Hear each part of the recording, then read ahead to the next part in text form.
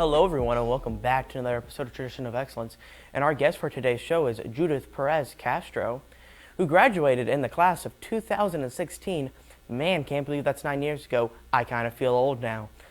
And what I enjoyed most about this episode is her path to becoming a lawyer and what she does now. And I hope you guys can also find something enjoyable. Enjoy.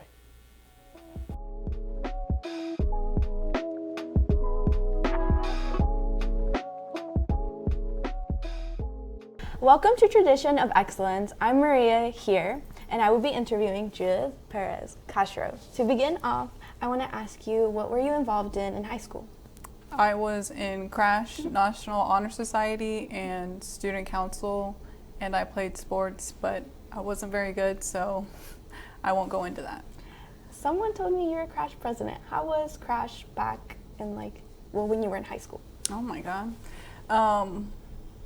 It was definitely a smaller club. Things were very different when I was in high school compared to what the high school is now. 'Cause when I was growing up, being Hispanic, we were the minority, and now it's about 50-50, yes. And it's a totally different world. So I grew up in going to school where, you kind of assimilated and not necessarily could be yourself. So that's why I joined Crash, because I could, have that safe space and be myself and hang out with other people who understood what I came from, but yeah, it was definitely a smaller club. And I think when I was president, we organized something like a dance or something, and we had a DJ and everything like that. But yeah, things are very different now. Yeah, so throughout the years, what I've seen since I've joined, the club has grown so much. I love being a part of the club now. We have over 130 members, so that's something nice. Oh my God! Yes, yeah, no. Well, yeah. So I've known that it's always been a small club, and then in recent years, obviously, like I mentioned, it's grown. So apart from that, student council, how was did you help plan out school events? I can't remember what we did in student council much. I remember the spirit days and trying to decide what we would do with that. I was more involved with Crash than student council, I would say. And then I was class representative as well, but I'm not trying to, it was such a long time ago. I understand that. Okay, then I'll move on to the next question. What have you done since high school? After high school, I went to school out of state, so I went to college in Wingate University, which is in North Carolina. So when I went to school, again, talking about how things were a lot different back then, the Indiana colleges weren't as DACA friendly. So I'm a dreamer, so that's why I went out of state, which was hard because, when you're first gen, you're very close to your family, but, it worked out fine. And then I graduated during the pandemic, so I came back to Frankfurt, and I was a court reporter for Judge Hunter after I graduated from college, and I was a part-time court reporter, and I also went to law school part-time at IU McKinney in Indianapolis, and I graduated from law school last May. I passed the bar in July, and we were sworn in October. So I've been practicing criminal defense as a public defender in Marion County since then. Yay, congratulations. I have a question for you about how was the transition for you, moving out of state for your family? How was that? It was really hard, honestly, just because I'm the firstborn in an immigrant family. So, your family relies on you a lot. And I had never left. I grew up in Frankfurt my whole life. So moving out of state was honestly very scary and intimidating. And it honestly was tough to be so far away from my family during that time. But at the same time, it did give me the liberty to sort of live my own life, if that makes sense at that point, and grow as a person and be more independent, self-reliant in that sense. But yeah, it did suck, honestly. But the 4 years passed by, and then you get used to, coming back and forth and things like that. I would say even if you go to college, in Indianapolis, it might be something like that. It was just more distance, but it was tough, but I got through it, and then it ended up being fine. Like you mentioned, you went through it, you got through all of it. What advice would you give first-generation college students who are, taking their step for their higher education? Yeah, I would say it's definitely not going to be easy, especially if you're the first one.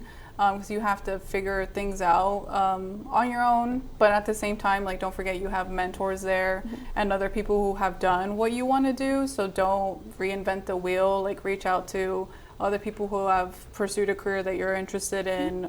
Try to network. I know you guys are in high school, so networking's a little, I guess, not intimidating, but something you might not be on your radar.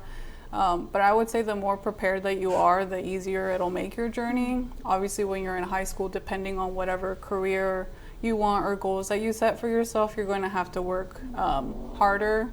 I would say then people that might not come from our backgrounds, just because, we are from Frankfurt, which I would call a humble town, or humble families, if that makes sense. So you're definitely going to have to put in a lot of work, but if you're organized and you're disciplined and, have that determination to do what you want to do, you'll be able to do it. Okay. So our next question is, if you could talk to your high school self, what advice would you give yourself? Oh God, I was walking in here and I just it felt weird because, I wouldn't have imagined myself walking back into the school as an attorney. I wanted to be an engineer. So I guess what I would tell my high school self is whatever you're going through now is just temporary. Like whether you're, I feel like remembering being in high school of like friendship issues, relationship issues, or even family relationships that you may have, and it's you have to be a student but also maybe help your family at the same time, or honestly just trying to figure out who you are. Like all of that is overwhelming. Like I remember being in high school and you wake up at 7 a.m. and then you come home at 8 or 9 and do your homework and then go sports and do all this other stuff. But I would say that everything that you're going through is temporary, and if you're struggling with something right now, that isn't going to last forever. So obviously remain hopeful and think about that this is only a small part of your life, because like we were talking about earlier, I literally don't remember what we did in those organizations, not because it wasn't important, but just so many things have happened since then to where high school is an important part of your life, but it's such a small part of your life at the same time. So I would just tell myself not to, the things that I'm worried about right now in the future won't be a big deal. But I would also tell myself that although high school is such a small part of your life, it's a very important part of your life, because if you don't work, set yourself up for success in the future, or if you don't make smart decisions that will impact what you end up doing in the future. So I would say, although it's a small part, to make sure that you're doing what you need to do now to build that discipline, to build that perseverance, and to do whatever you want to do in the future. Because if you don't, I guess, build that work ethic now, it'll be harder for you to do that, let's say, when you are in college and when you decide to go to grad school, or even if you just want to go into the workforce, you have to have those skill sets now to be able to do that. So that's what I would tell myself. Thank you so much, Judith, for coming and letting me interview you. Thank you so much, viewers, for tuning in and listening to our interview.